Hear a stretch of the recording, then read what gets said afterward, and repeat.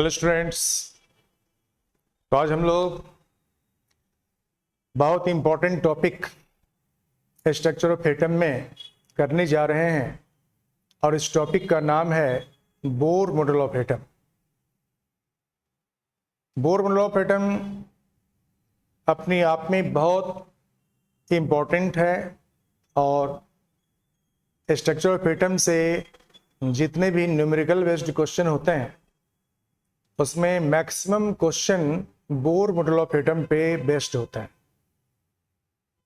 तो Bohr model of atom बहुत ही महत्वपूर्ण है आपके जेईई एग्जामिनेशंस के लिए या नीट एग्जामिनेशंस के लिए। आप आईआईटी का या नीट का क्वेश्चन बैंक निकालिए प्रीवियस ईयर का, तो आप मैक्सिमम ईयर में बोर मॉडल ऑफ एटम पे आधारित क्वेश्चंस आपको उसमें मिल जाएगा। तो बोर मॉडल ऑफ एटम में क्या है, बोर ने एटम के मॉडल के लिए क्या सब कुछ बताया, हम लोग पहले इसके बारे में समझेंगे और तभी जब हम लोग पूरा वीडियो देखेंगे बोर मॉडल ऑफ एटम का तभी हम लोग क्वेश्चन बनाने के लायक बन पाएंगे। तो बोर मॉडल ऑफ एटम में हम लोग शुरू करते हैं। बोर ने बताया था कि एक एटम में न्यूक्लियस के अराउंड इनफाइनाइट नंबर में सर्कुलर ऑर्बिट होते हैं, सर्कुलर पाथ होता है। किसी भी एटम में चाहे एक भी इलेक्ट्रॉन क्यों नहीं हो लेकिन उसमें नंबर ऑफ ऑर्बिट जो होते हैं वो इनफाइनाइट होते हैं, इनफाइनाइट नंबर ऑफ ऑर्बिट्स होते हैं। तो ये न्यूक्लियस है at the centre of atom और इसके अराउंड इनफाइनाइट नंबर में सर्कुलर पाथ बने होते हैं और इन सर्कुलर पाथ को ही हम लोग ऑर्बिट बोलते हैं। प्रत्येक ऑर्बिट का एनर्जी कांस्टेंट बना रहता है, चाहे कितने भी देर तक इलेक्ट्रॉन रिवॉल्व करता रहे उसके एनर्जी चेंज नहीं करते हैं, उसके एनर्जी कांस्टेंट बने रहते हैं। तो इलेक्ट्रॉन का जो एनर्जी होता है प्रत्येक ऑर्बिट में, जैसे फर्स्ट ऑर्बिट है, सेकंड ऑर्बिट है, थर्ड ऑर्बिट है, फोर्थ ऑर्बिट है, फिफ्थ ऑर्बिट है, सिक्स्थ ऑर्बिट है, सेवेंथ ऑर्बिट है, इनफाइनाइट नंबर ऑफ ऑर्बिट होते हैं। तो प्रत्येक ऑर्बिट में जो इलेक्ट्रॉन का एनर्जी होता है वो कांस्टेंट होता है। जैसे फर्स्ट ऑर्बिट में E1 एनर्जी है, सेकंड में E2 एनर्जी है, थर्ड में E3 एनर्जी है, फोर्थ में E4 एनर्जी है, फिफ्थ में E5 है, सिक्स्थ में E6 है, सेवेंथ में E7 है। या इन्फिनिटी पर जो इलेक्ट्रॉन का एनर्जी है वो मैक्सिमम होता है और मैक्सिमम एनर्जी कितना होता है, दैट इज 0। इलेक्ट्रॉन की एनर्जी 0 इन्फिनिटी पर एज्यूम किया गया है क्योंकि जब इलेक्ट्रॉन इन्फिनिटी पर चले जाते हैं फ्रॉम न्यूक्लियस तो वो रेस्ट में आ जाते हैं, वो रिवॉल्व करना बंद कर देते हैं। इट मीन्स न्यूक्लियस के इन्फ्लुएंस से बाहर हो जाते हैं और न्यूक्लियस के इन्फ्लुएंस से जब इलेक्ट्रॉन बाहर हो जाते हैं तो ये रेस्ट में आ जाते हैं और जब ये रेस्ट में आ जाते हैं तो हमने उसका एनर्जी को 0 मान लिया है। लेकिन जब वो इलेक्ट्रॉन जो रेस्ट में है, जो न्यूक्लियस इन्फिनिटी पर है, वह इलेक्ट्रॉन जब ऑर्बिट की तरफ आता है तो कुछ वर्क डन करके आता है और कुछ वर्क डन करने में जो उसका एनर्जी खर्च होता है तो 0 में, क्योंकि उसका एनर्जी 0 माना गया था इन्फिनिटी पर और 0 से एनर्जी ये खर्च करके हम कह सकते हैं ये ऑर्बिट में एडजस्ट होते हैं। तो आपको 0 से एनर्जी कम हो गया और 0 से एनर्जी कम हो गया तो उसका एनर्जी क्या हो गया, नेगेटिव हो गया। तो जितने भी ऑर्बिट हैं सब में इलेक्ट्रॉन की एनर्जी नेगेटिव होते हैं और negative value of energy increase करता चला जाता है। जब आप लोअर ऑर्बिट की तरफ आते हैं तो सबसे ज़्यादा नेगेटिव वैल्यू मिलता है और जब आप हायर ऑर्बिट की तरफ जाते हैं तो नेगेटिव वैल्यू घटता है। इट मीन्स एनर्जी का वैल्यू क्या होता है, बढ़ता चला जाता है और एनर्जी का वैल्यू बढ़ते बढ़ते मैक्सिमम हो जाता है और मैक्सिमम एनर्जी कितने होते हैं, दैट इज 0 होते हैं। तो इलेक्ट्रॉन का जो एनर्जी होता है किसी भी अलाउड ऑर्बिट में वह कांस्टेंट रहता है, चाहे कितने भी देर तक इलेक्ट्रॉन उसमें रिवॉल्व करते रहेंगे उसका एनर्जी क्या रहेगा, कांस्टेंट रहेगा। आप इसलिए इन ऑर्बिट्स को, क्योंकि ये फिक्स्ड एनर्जी के ऑर्बिट होते हैं, कांस्टेंट एनर्जी के ऑर्बिट होते हैं और इसलिए इन ऑर्बिट को क्या बोलते हैं, एनर्जी लेवल्स बोलते हैं। तो हम लोग इन ऑर्बिट्स को एनर्जी लेवल बोलते हैं। जैसे first orbit first energy level कहलाता है, second orbit second energy level कहलाता है, third orbit third energy level कहलाता है, क्योंकि सभी ऑर्बिट में इलेक्ट्रॉन का एनर्जी क्या होते हैं, कांस्टेंट रहते हैं। तो इलेक्ट्रॉन का एनर्जी कांस्टेंट होता है और डिफरेंट ऑर्बिट में एनर्जी होता कितना है यदि हम लोग ये फाइंड करें तो energy of electron in nth orbit, nवें ऑर्बिट में इलेक्ट्रॉन का एनर्जी कितना होगा ये निकालने के लिए बोर ने एक इक्वेशन डिराइव किया और इक्वेशन दिया था 2.179 और इंटू 10 to the power -18 और इंटू z² बाय n², इतने जूल के बराबर पर इलेक्ट्रॉन का एनर्जी होता है किसी भी ऑर्बिट में, इट मीन्स nth ऑर्बिट में। यहाँ पर En जो लिखे हुए हैं वो आपको एनर्जी ऑफ इलेक्ट्रॉन है इन द nth ऑर्बिट। nवें ऑर्बिट में इलेक्ट्रॉन का एनर्जी इतना है। जब आपको फर्स्ट ऑर्बिट में एनर्जी कितना होगा पूछ दिया जाए तो फर्स्ट ऑर्बिट में एनर्जी का वैल्यू निकालने के लिए इस इक्वेशन में 2.179 into 10 to the power minus 18 into atomic number आप पुटअप कर दीजिए जिस एटम के लिए पूछा जाएगा। क्योंकि बोर ने हाइड्रोजन एटम के लिए ये दिया था तो हम लोग हाइड्रोजन एटम के लिए एटॉमिक नंबर का वैल्यू 1 पुटअप कर देते हैं और ऑर्बिट नंबर फर्स्ट ऑर्बिट के लिए 1 स्क्वायर पुटअप कर दें तो आपको एनर्जी का वैल्यू कितना कैलकुलेट होगा। First orbit of hydrogen atom में इलेक्ट्रॉन का energy -2.179 into 10 to the power minus 18 joule के इक्वल इसका एनर्जी होता है इन द फर्स्ट ऑर्बिट। तो फर्स्ट ऑर्बिट में इलेक्ट्रॉन का energy -2.179 into 10 to the power minus 18 joule के इक्वल होता है। तो ये याद रखना है कि फर्स्ट ऑर्बिट में इन हाइड्रोजन एटम जितना एनर्जी होता है आप उसमें जब z स्क्वायर बटे n स्क्वायर से मल्टीप्लाई कर देते हैं तो nवें ऑर्बिट में इलेक्ट्रॉन का एनर्जी कितना होगा ये कैलकुलेट हो जाता है। जहां पर z का वैल्यू क्या कहलाता है, this is called as atomic number, और n का वैल्यू यहाँ पर क्या कहलाता है, this is called as orbit number. तो आपको E1H जो है ये कांस्टेंट वैल्यू है, ये हाइड्रोजन का एनर्जी है फर्स्ट ऑर्बिट में और ये 2.179 और into 10 to the power minus 18 joule के इक्वल होता है for the hydrogen atom in first orbit. First orbit में हाइड्रोजन एटम के लिए जो भी एनर्जी होगा उसमें जब आप z स्क्वायर बटे n स्क्वायर से मल्टीप्लाई कर देंगे तो nवें ऑर्बिट का एनर्जी कितना होगा, जितना ऑर्बिट नंबर यहाँ पुटअप करेंगे उस ऑर्बिट के लिए एनर्जी का वैल्यू कितना होगा इससे फाइंड हो जाता है। हम लोग इस इक्वेशन को याद रखेंगे, ये बहुत ही इंपॉर्टेंट इक्वेशन है।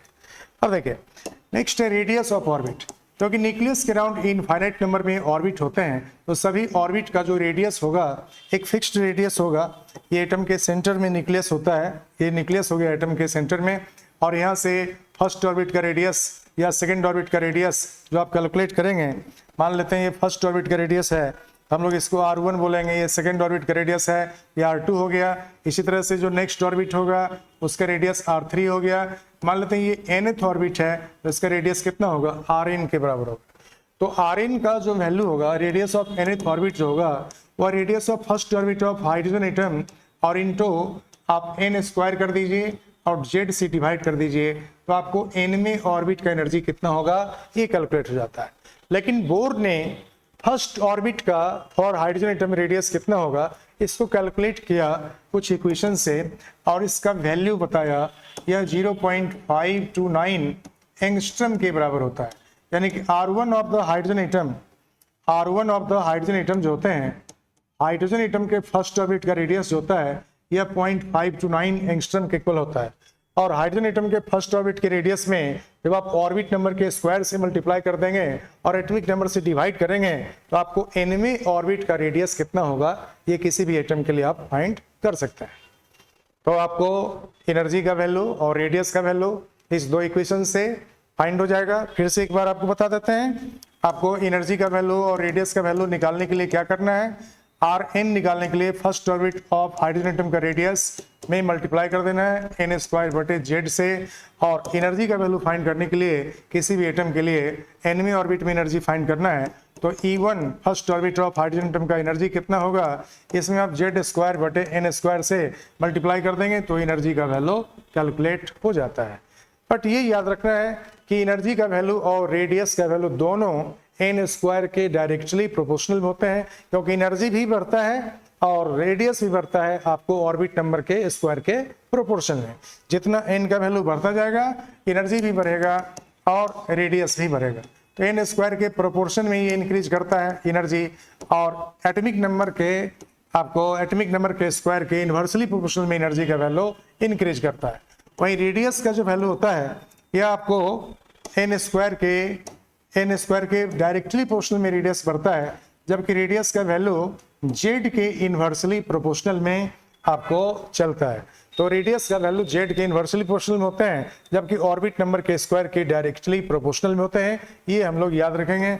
IIT में एक बार इसका मैचिंग टाइप ऑफ क्वेश्चंस इस तरह का दे करके पूछा भी गया था कि एनर्जी का वैल्यू कैसे बढ़ेगा, n स्क्वायर के डायरेक्टली प्रोपोर्शनल में होगा या एन स्क्वायर के इन्वर्सली प्रोपोर्शनल होगा। तो आपको वहां पर बताना था एन स्क्वायर के डायरेक्टली प्रोपोर्शनल में और जेड स्क्वायर के इन्वर्सली प्रोपोर्शनल में एनर्जी का वैल्यू होता है।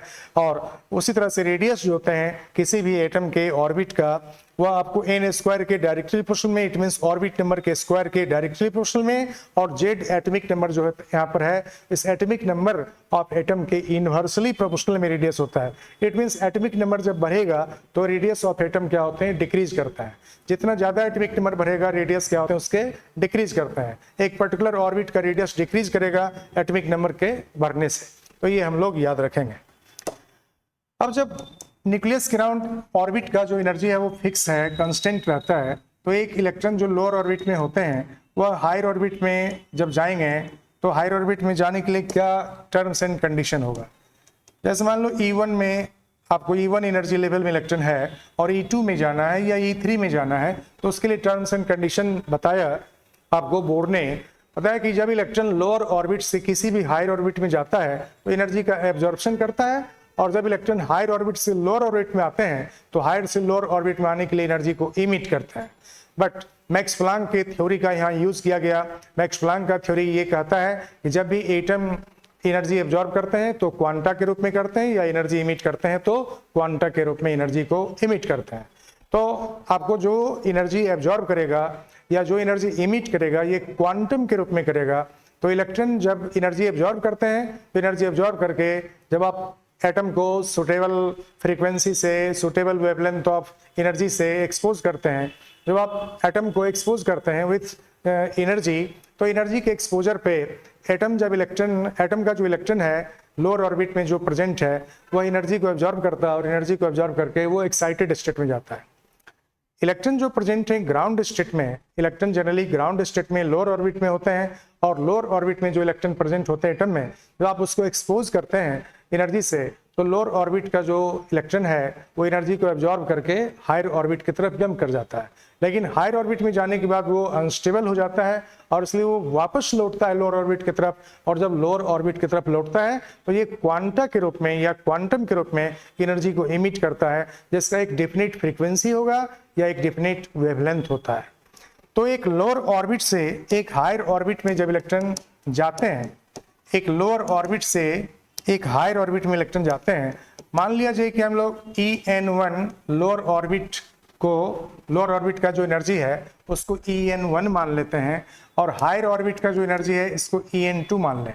तो हायर ऑर्बिट में जाने के लिए लोअर ऑर्बिट से जितना डिफरेंस होगा दो ऑर्बिट की एनर्जी का, उस डिफरेंस को ये क्या करेगा, एब्जॉर्ब करेगा। तो लोअर ऑर्बिट से हायर ऑर्बिट में जब इलेक्ट्रॉन जाता है तो एनर्जी को एब्जॉर्ब करके जाता है। एक लोअर ऑर्बिट से हायर ऑर्बिट में जाएगा तो ये एनर्जी को क्या करेगा, ये इलेक्ट्रॉन एनर्जी एब्जॉर्ब करेंगे, और इलेक्ट्रॉन जो यहाँ पर मौजूद हैं जब ये एनर्जी एब्जॉर्ब करते हैं तो एनर्जी के एब्जॉर्प्शन के बाद अब ये लोअर ऑर्बिट से हायर ऑर्बिट में चले जाते हैं। लेकिन जब हायर ऑर्बिट से लोअर ऑर्बिट में लौटते हैं, जब हायर ऑर्बिट से इलेक्ट्रॉन लोअर ऑर्बिट में लौटते हैं तो ये एनर्जी को क्या करते हैं, इमिट करते हैं। अब ये एनर्जी इमिट करता है, और जो एनर्जी ये इमिट करेगा या क्वांटम के रूप में इमिट करेगा या क्वांटा के रूप में एनर्जी को इमिट करता है। एक हायर ऑर्बिट से एक लोअर ऑर्बिट में इलेक्ट्रॉन जब रिटर्न होता है, जब वापस होता है, तो क्वांटम के रूप में एनर्जी का इमिशन होता है, और जब लोअर ऑर्बिट से हायर ऑर्बिट में इलेक्ट्रॉन जाते हैं तो एनर्जी का एब्जॉर्प्शन करते हैं।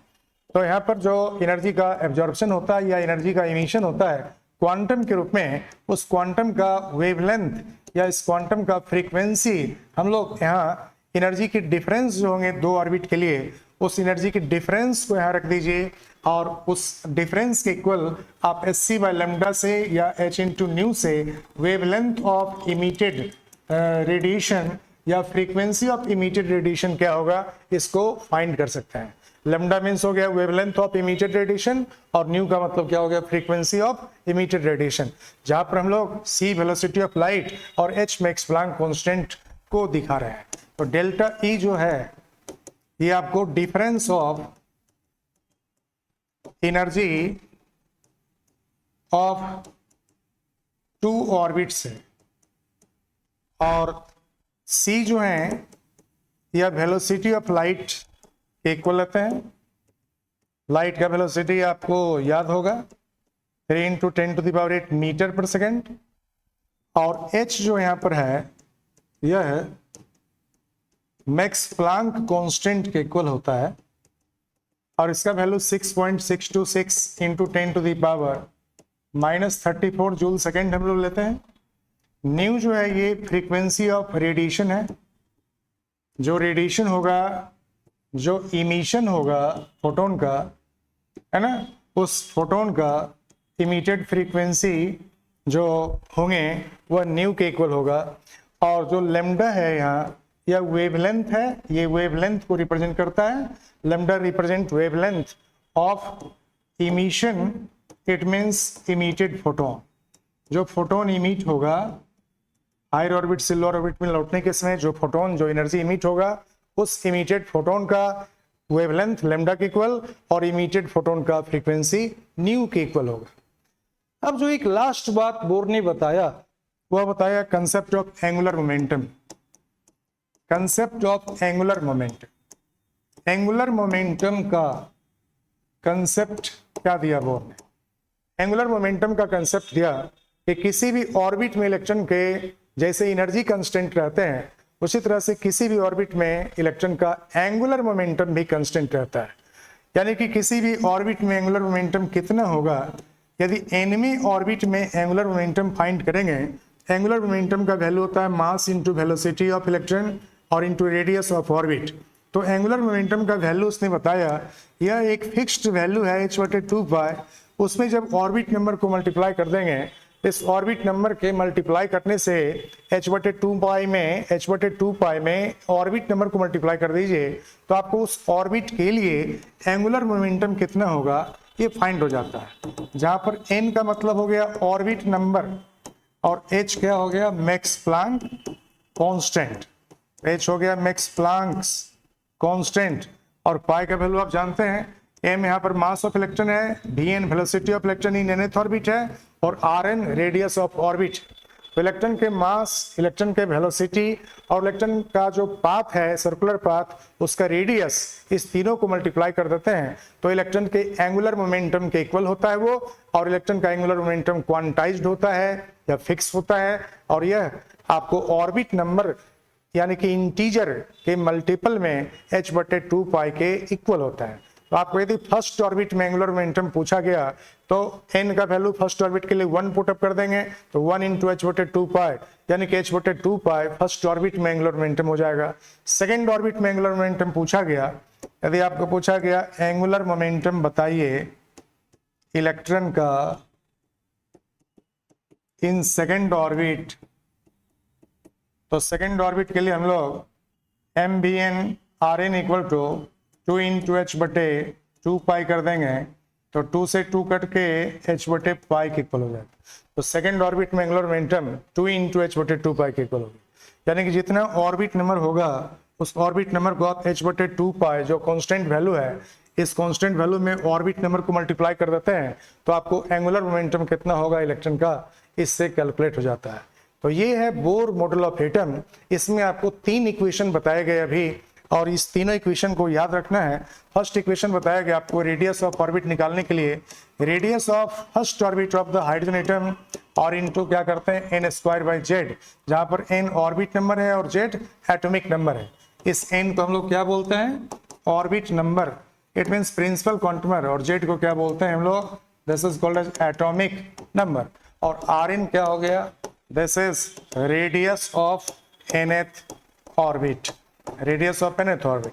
जबकि R1 of the hydrogen atom कितना होता है, फर्स्ट ऑर्बिट का जो वैल्यू होगा हाइड्रोजन एटम के लिए वह 0.529 एंगस्ट्रॉम होता है या 0.529 इंटू 10⁻⁻10 मीटर होता है या 0.529 इंटू 10⁻⁻8 सेंटीमीटर के इक्वल होता है। तो first orbit of hydrogen atom का रेडियस यदि आपको पता है तो आपको nवें ऑर्बिट का रेडियस कितना होगा ये आप ऑर्बिट नंबर के स्क्वायर से मल्टीप्लाई करके फाइंड कर सकते हैं। दूसरा इक्वेशन जो आपको बताया गया है एनर्जी फाइंड करने के लिए, या energy of electron in first orbit of hydrogen atom जो होगा उसमें आप z² और बटे n² से मल्टीप्लाई कर दीजिए तो आपको एनर्जी ऑफ इलेक्ट्रॉन भी फाइंड हो जाएगा। जहां पर E1 का जो वैल्यू होगा या 2.17 -2.179 -2.179 इंटू 10⁻⁻18 जूल के इक्वल होता है, या हम लोग -2.179 और इंटू 10⁻⁻11 अर्ग के इक्वल बता सकते हैं, या ये वैल्यू आपको first orbit of hydrogen atom के लिए -13.6 इलेक्ट्रॉन वोल्ट के इक्वल लिख सकता है, जहां पर Z जो है वो एटॉमिक नंबर है और N क्या है, ऑर्बिट नंबर है। तो आपको डिफरेंट ऑर्बिट के लिए, nवें ऑर्बिट के लिए जब एनर्जी पूछा जाएगा और एटॉमिक नंबर Z, तो हम लोग इस इक्वेशन से कैलकुलेट कर सकते हैं किसी भी एटम के एनर्जी का मान किसी भी ऑर्बिट में कितना होगा, इसको हम लोग कैलकुलेट कर सकते हैं। तीसरा इक्वेशन आपको एंगुलर मोमेंटम के लिए बताया गया कि किसी भी ऑर्बिट में angular momentum mvn/rn equal to nh/2π के इक्वल होता है। यानी कि जब आप ऑर्बिट नंबर जान रहे हैं तो ऑर्बिट नंबर को आप h/2π में मल्टीप्लाई कर दीजिए, तो उस ऑर्बिट के लिए एंगुलर मोमेंटम का वैल्यू कितना होता है इससे कैलकुलेट हो जाती है। तो हम लोग आज इतना ही करेंगे और अगले दिन आपको फिर मिलते हैं अगले वीडियो में, जिसमें आपको कुछ न्यूमेरिकल प्रॉब्लम्स भी बताया जाएगा। बोर मॉडल ऑफ एटम पे जो आधारित बोर मॉडल के कंसेप्ट पे बेस्ड जो क्वेश्चंस होंगे वह किस तरह के होंगे, हम लोग इन सब को डिस्कस करेंगे। और इसके बाद का जो टॉपिक होगा वो होगा हाइड्रोजन स्पेक्ट्रम और explanation of hydrogen spectrum by the Bohr model of atom.